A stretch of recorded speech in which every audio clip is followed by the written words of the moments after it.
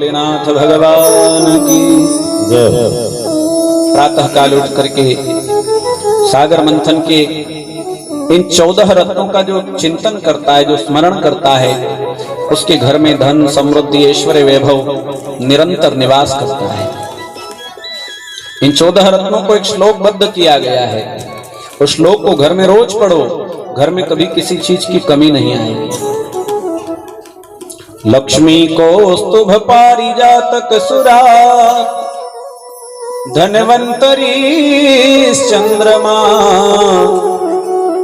गावः कामदुगा सुरेश्वर गजो रंभादि देवांगना अश्वः सप्तमुख सुधा हरिधनो शंखो विषम चांबुधे रत्नानीति 14 प्रतिदिनम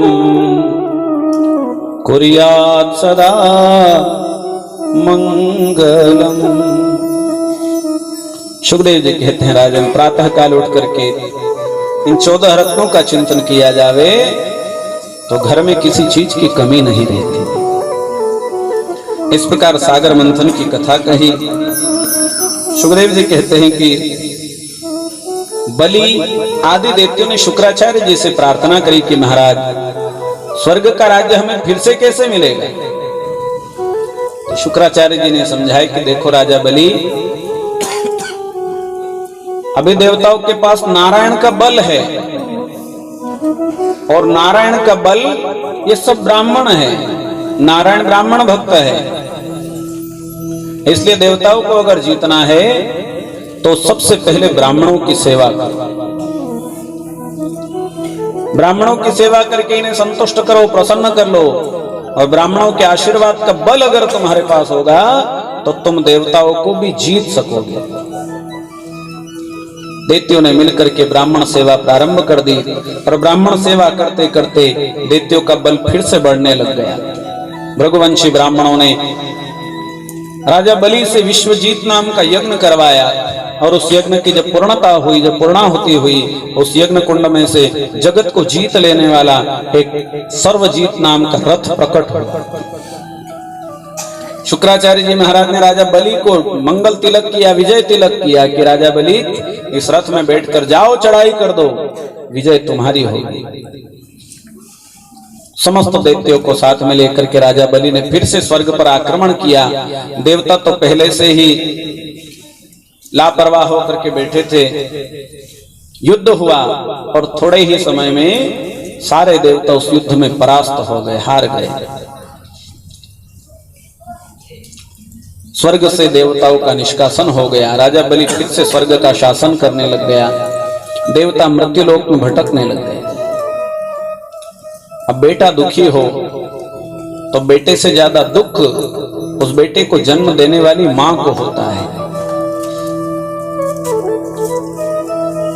देवताओं की माता अदिति अपने पुत्रों का कष्ट देख करके, संकट देख करके बड़ी दुखी हो गई। कश्यप ऋषि को जाकर के प्रणाम करके कहती है कि स्वामी, मेरी संतान दुखी है, उनका राज्य उनसे छीन लिया गया है, उनका वैभव उन्हें फिर से कैसे प्राप्त होगा। आप मेरा यह मनोरथ पूर्ण करें। तो कश्यप ऋषि ने कहा कि देवी, अगर तुम पयोव्रत का विधान करो तो तुम्हारे गर्भ से ऐसी संतान होगी जो इंद्रादि का खोया हुआ राज्य उन्हें फिर से प्रदान कर देगी। पयोव्रत का विधान बताया।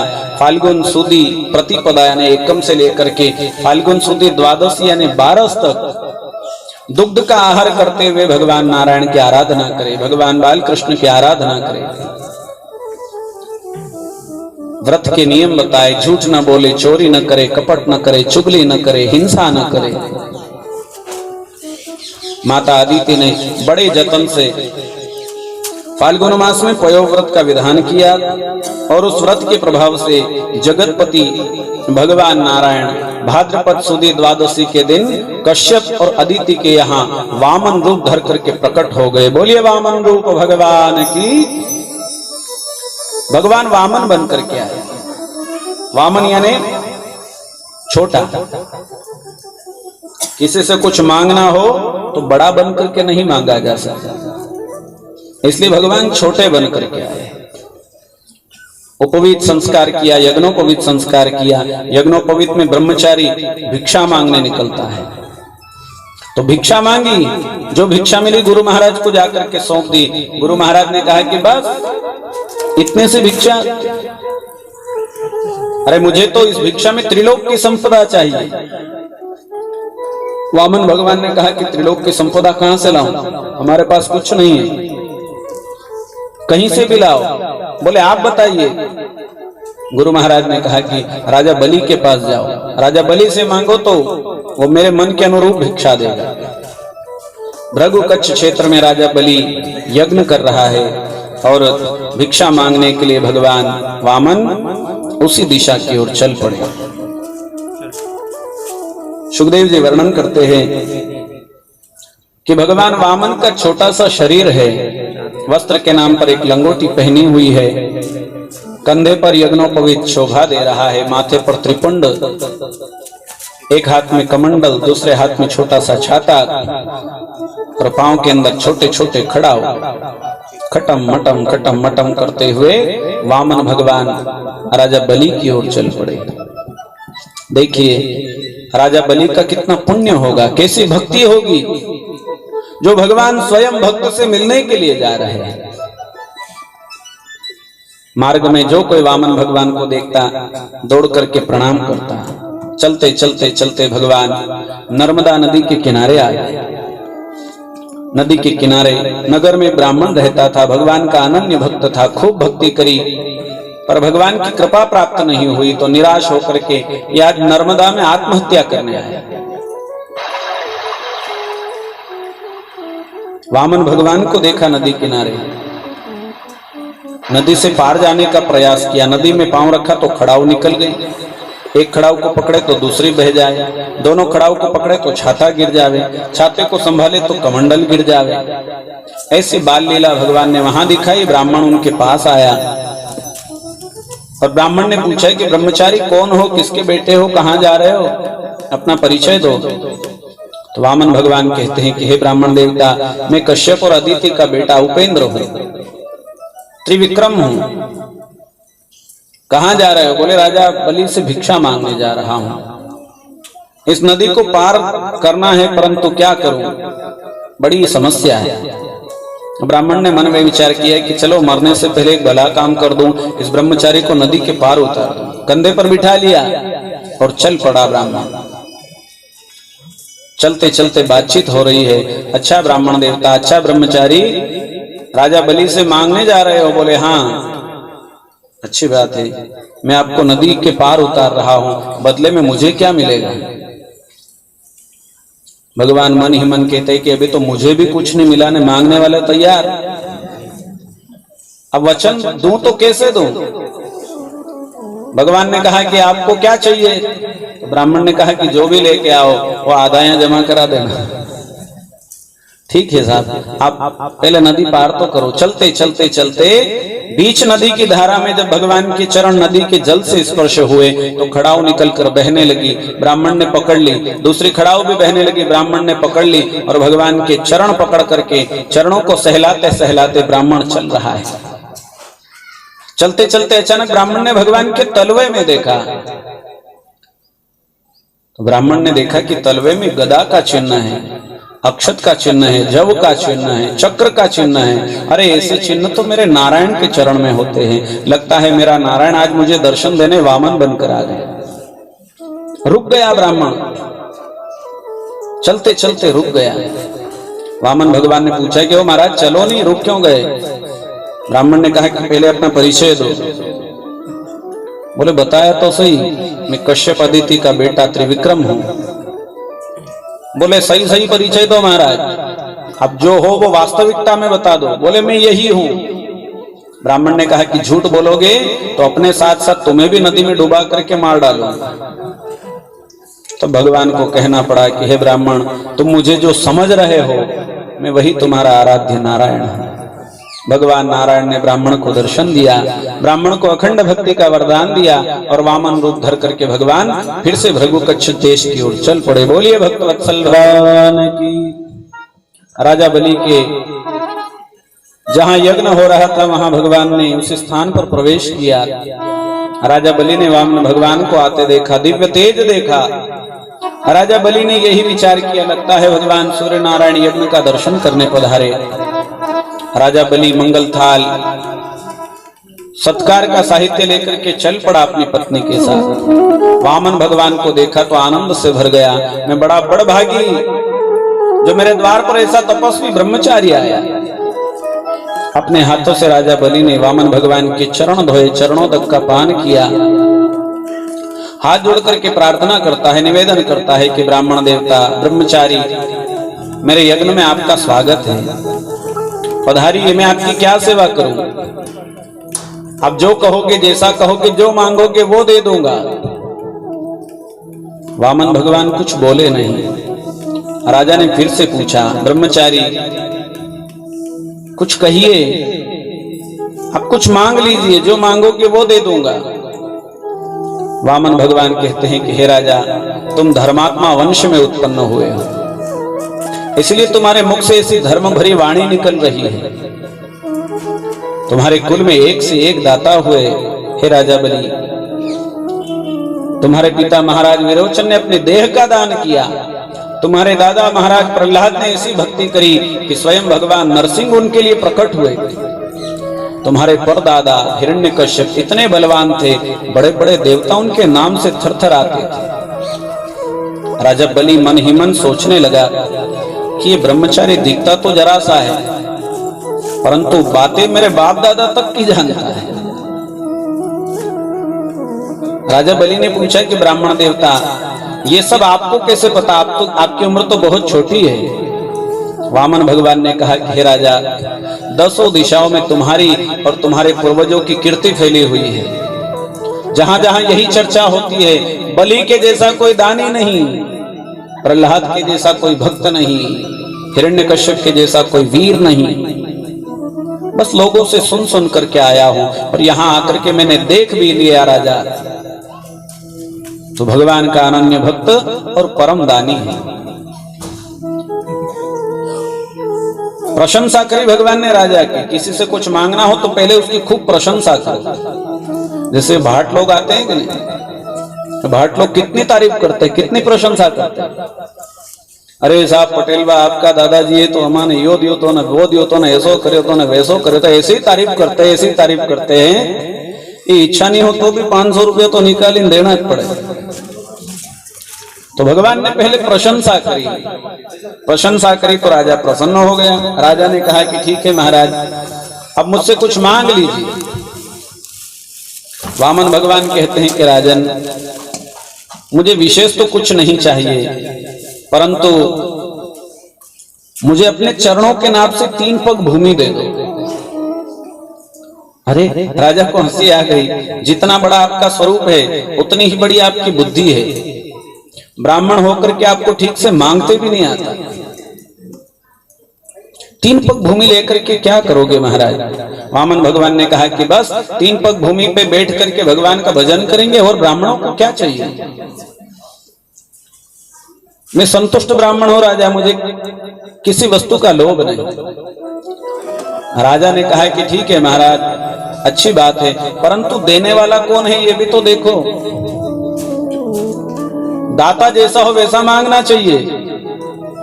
आपके सामने मैं राजा बलि हूं, मैं ऐसा दानी हूं कि मेरे द्वार पर कोई एक बार मांगने आ जावे, उसे जीवन भर किसी के सामने हाथ नहीं फैलाना पड़ता। इसलिए महाराज आप कुछ और मांगो। वामन भगवान ने कहा कि राजा 3 पग भूमि दे दे। बलि महाराज कहते हैं कि हे ब्राह्मण देवता, आपको देख करके मेरे मन ही मन मेरा मन ऐसा कर रहा है कि आपको मैं अपना सब कुछ दे दूं। मन ही मन वामन भगवान कहते हैं कि राजा, मैं भी सब कुछ लेने ही आया, थोड़े में मैं भी नहीं मानूंगा। पर प्रत्यक्ष में भगवान ने यही कहा कि मुझे कुछ नहीं चाहिए, देना है तो 3 पग भूमि दे दे मेरे चरणों के नाम से। राजा ने खूब आग्रह किया। वामन भगवान ने पूछा कि राजा तू ही बता दे मुझे क्या मांगना चाहिए। राजा मुस्कुराते हुए कहता है कि ब्राह्मण देवता आप कहो तो आपके लिए मैं सुंदर सा एक महल बना दूं। बोले अच्छी बात है, महल बना दोगे तो मैं दिन भर उसमें झाड़ू बुहारा करूंगा। अरे नहीं महाराज, उस महल में आपके लिए सेवक सेविकाएं भी खूब रहेगी, खूब सेवा होगी आपकी, तो मैं अकेला इतने बड़े महल में क्या करूंगा। राजा बलि ने कहा कि मैं आपका ब्याह करा दूंगा, आपका विवाह करवा दूंगा। कई ब्राह्मण कन्याओं का विवाह मैं हर वर्ष करवाता हूं, एक सुंदर से कन्या आपके लिए भी ढूंढ देंगे। दोनों पति पत्नी आनंद से महल में रहना। ठीक है राजा, विवाह हो गया, विवाह के बाद मेरे यहाँ संतान होगी। बोले हाँ महाराज, विवाह की पूर्णता उसी में मानी जाती है, तो संतान होगी तो उनके रहने पीने खाने पीने की पढ़ाई आदि की व्यवस्था ये कौन करेगा। राजा ने कहा वो भी मैं कर दूंगा, आप मांगो तो सही। अब ऐसा दाता कहाँ मिलेगा। वामन भगवान ने कहा कि राजा रुक, मुझे अच्छे से विचार कर लेने दे, ऐसा ना हो कि मुझे बाद में पछताना पड़े।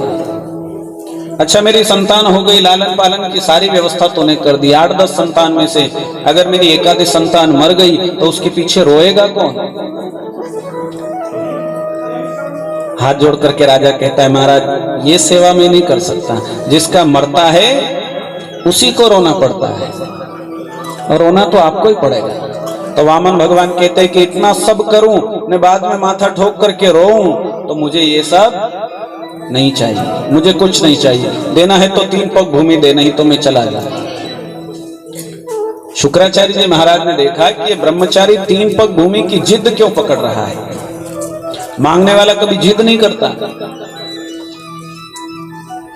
शुक्राचार्य मुनि ने ध्यान लगाया, ध्यान लगा करके देखा तो अरे बाप रे, ये वामन नहीं, ये तो लक्ष्मीपति वैकुंठवासी नारायण है। तुरंत राजा बलि को बुलाया, ए बलि इधर आ। राजा बलि दौड़ा दौड़ाया, जी गुरु महाराज। अरे भैया कुछ वचन तो नहीं दिया।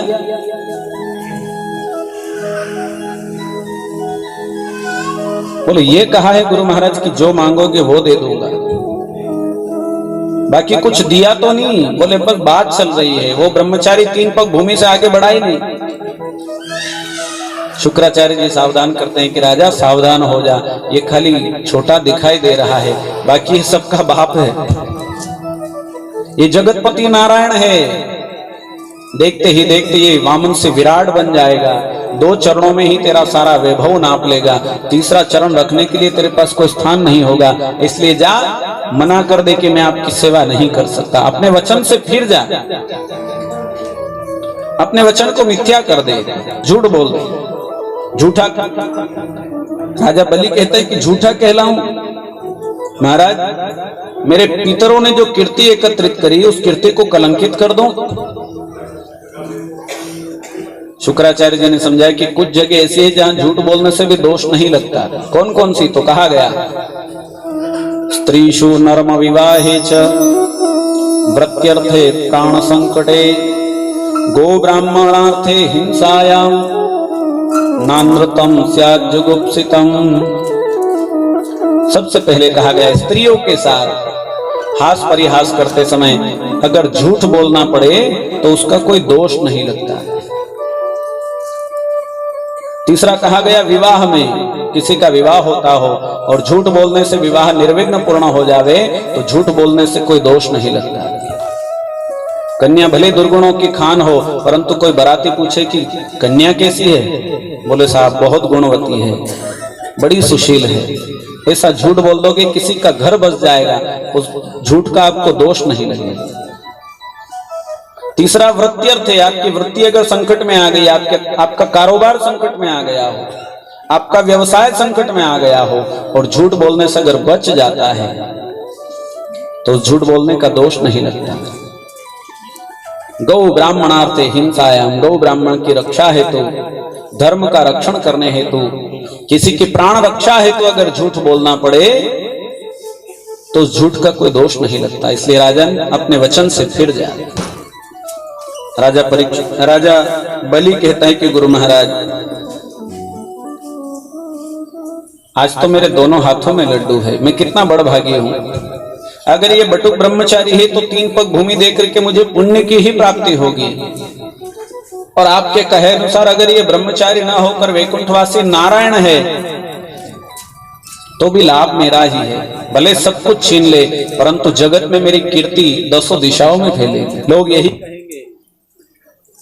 वैकुंठवासी नारायण को भी राजा बलि के पास मांगने जाना पड़ा, इसलिए महाराज मैं अपने वचन से फिरूंगा नहीं। खूब समझाया शुक्राचार्य जी ने, राजा नहीं माना। वामन भगवान के पास गया, निवेदन किया कि ब्राह्मण देवता और कुछ लेना है? बोले कुछ नहीं, बस 3 पग भूमि दे दे। राजा ने कहा ठीक है, दी, नाप लो। वामन भगवान कहते हैं कि राजा दान करने के पहले उस दान का संकल्प करना चाहिए, तब जाकर के दान का पुण्य प्राप्त होता है, फल मिलता है, इसलिए पहले संकल्प करो। राजा ने गुरु महाराज को बुलाया कि गुरुजी पधारो, संकल्प करवा दो। गुरु महाराज ने मना कर दिया कि भैया मैं संकल्प कराऊं, तू बर्बाद हो जावे तो तू दूसरी बार मुझे पूछेगा ही नहीं, इसलिए मैं ये संकल्प नहीं कराऊंगा। वामन भगवान ने कहा कि राजा इधर आओ, मैं भी ब्राह्मण का बेटा हूं, पूजा पाठ आदि मैं भी जानता हूं, हाथ में जल लो, मैं संकल्प करवा देता हूं। जल पात्र लेकर के राजा जैसे ही चला, शुक्राचार्य जी महाराज भंवरी का रूप बना करके उस कलश की नली में जाकर के बैठ गए कि पानी रोक दूं। वामन भगवान ने देखा कि गुरु महाराज ऐसे नहीं मानेंगे। एक दर्भ का तिनका लिया, डाब का तिनका लिया, नली के अंदर जैसे ही डाला वो दर्भ सीधा जाकर के शुक्राचार्य की आंख में लगा और शुक्राचार्य की आंख फूट गई। बोलिए वामन भगवान की। आंख फूट गई, कलश के बाहर आए। राजा बलि से कहते हैं कि बलि मेरी बात तूने मानी नहीं, मेरे वचन का पालन नहीं किया, तो मैं श्राप देता हूं कि तेरी राज्य लक्ष्मी तुझसे छीन ली जाएगी। ये सब भगवान की माया ही थी। जब तक गुरु की कृपा हो तब तक भक्त से भगवान भी कुछ छीन नहीं सकते। इसलिए भगवान ने ये सारी लीला की। शुक्राचार्य ने श्राप दिया, शुक्राचार्य चले गए, राजा ने हाथ में जल लिया। वामन भगवान ने संकल्प पढ़ा, राजा से कहा कि राजा अपने पितरों पूर्वजों को याद कर ले, अपना नाम बोल दे, अपना गोत्र बोल दे, पिता का नाम बोल। सब कुछ हुआ। राजा ने अंत में कहा कि त्रिपदा भूमि अस्मै बटुक ब्राह्मणाय अहम दास्ये, मैं 3 पग भूमि बटुक ब्रह्मचारी को प्रदान करता हूं। संकल्प करके जैसे ही जल पृथ्वी पर छोड़ा, वो जल पृथ्वी पर गिरे उसके पहले ही वामन भगवान का शरीर धीरे धीरे धीरे धीरे बड़ा होने लग गया, और बढ़ते बढ़ते बढ़ते बढ़ते भगवान वामन से विराट हो गए। बोले विराट रूप भगवान की। विराट बन गए भगवान। एक पांव से भगवान ने नीचे के 7 लोकों को नाप लिया, तल, वीतल, सूतल, तलातल, रसातल, महातल और पाताल। एक पांव से इन्हें नापा, दूसरे पांव से ऊपर के लोग, भूरलोक, भुवरलोक, स्वरलोक, महरलोक, जनोलोक, तपोलोक, सत्यलोक, ऐसे 14 भुवन को भगवान ने अपने 2 चरणों में ही नाप लिया। राजा बलि से कहा कि 3रा पांव कहाँ रखूं? राजा बलि ने कहा कि महाराज ये तो धोखेबाजी है, ये तो आपने छल किया, मांगा छोटे बन करके और ले रहे हो बड़े बन करके, ऐसा थोड़ी चलता है। वामन भगवान कहते हैं कि राजा विवाद की सारी सीमा समाप्त हो गई, अब चर्चा करने की कोई जगह है ही नहीं। तूने संकल्प कर लिया है, इसलिए 3 पग भूमि तो तुझे देना ही पड़ेगा, नहीं तो तुझे बंधन में बंधना पड़ेगा। वरुण पास से भगवान ने राजा बलि को बांध दिया। बलि की एक बेटी है जिसका नाम है रत्नमाला। भगवान वामन बन करके आए तो इसके मन में ममता जागृत हो गई, इसके जैसा मेरा बेटा हो तो उसे दूध पिला करके मुझे कितना सुख मिले। और वही भगवान जब वामन से विराट हो गए, राजा बलि को बांध दिया, तो रत्नमाला ने संकल्प बदल लिया, ऐसे बेटे को दूध क्या पिलाना, ऐसे को तो जहर पिला दूं। और भगवान ने दोनों इच्छाएं पूर्ण करने का आश्वासन दिया, तेरी दोनों इच्छा पूरी होगी। और यही रत्नमाला श्री कृष्ण अवतार में सबसे पहले पूतना बन करके आती है। भगवान को कोई जहर पिलाने का संकल्प भी अगर करे नहीं तो भी भगवान राजी हो जाते हैं। बोलिए नारायण भगवान की। प्रहलाद जी महाराज आए, भगवान विराट पुरुष की सुंदर स्तुति करी, राजा बलि को समझाए कि बलि ये सारा जगत भगवान नारायण का ही है, जिसका था उसने ले लिया, तू दुखी क्यों होता है? इसमें तू दुखी मत हो।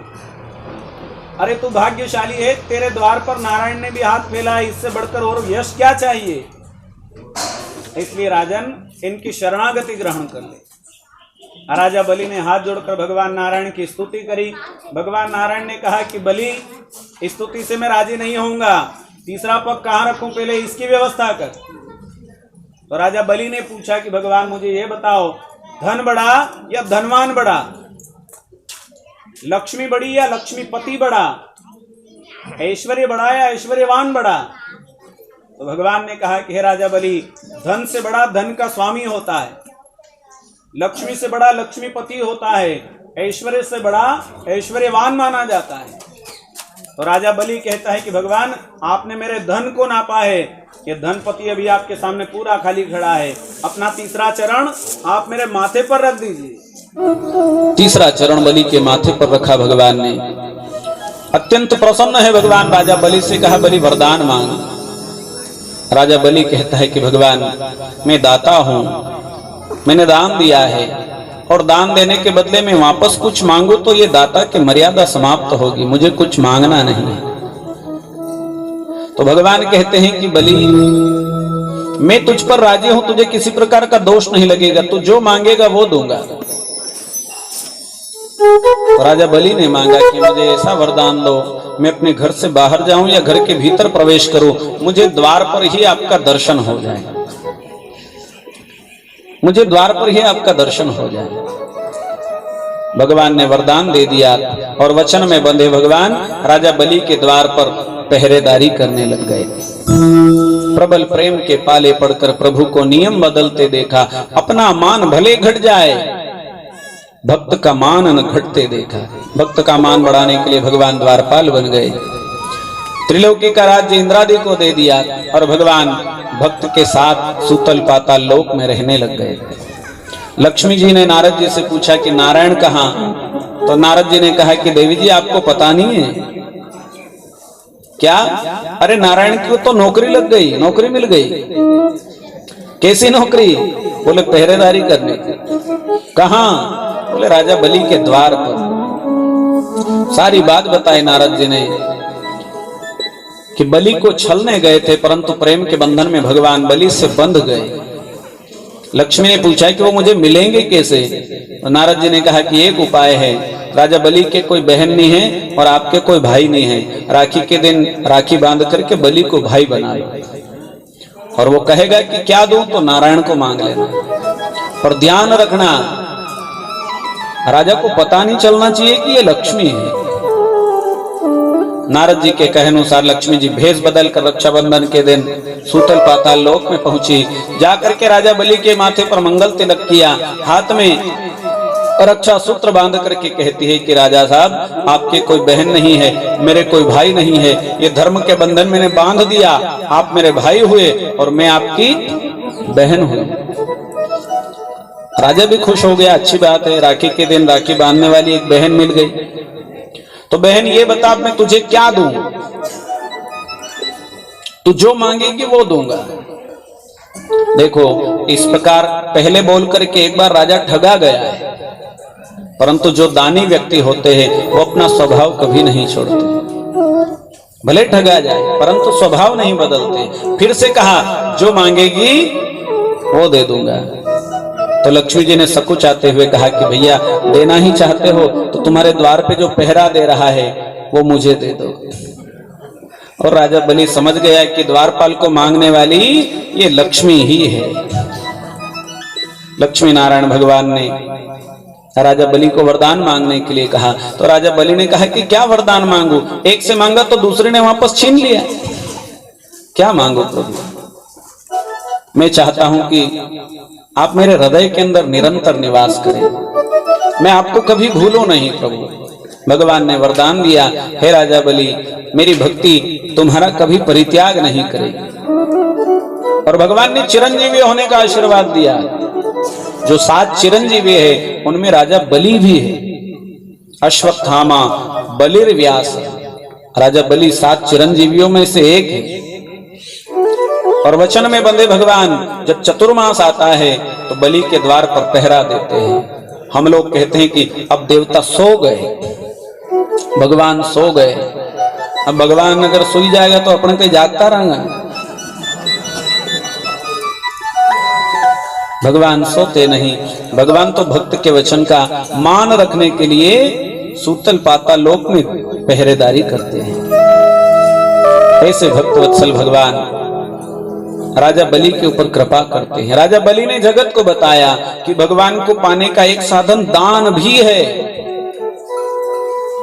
इस कलयुग में धर्म के जो 4 चरण है उसमें से केवल एक ही चरण बचा हुआ है और उस चरण का नाम है दान। तुलसीदास जी लिखते हैं कि कलयुग में ये न के न विधि कीजिए, दान कर ही कल्याण। कलयुग में आपने दान कर दिया यानी आपने धर्म का रक्षण कर लिया। अति दानात बलिर्बद्ध, दान से ही राजा बलि ने भगवान नारायण को अपना लिया। सुखदेव जी कहते हैं कि हे राजा परीक्षित, वामन भगवान के इस चरित्र को, राजा बलि की इस कथा को जो पढ़ता है, सुनता है, वो पाप मुक्त होकर के अंत में सदगति को प्राप्त करता है। बोलिए नारायण भगवान की जय।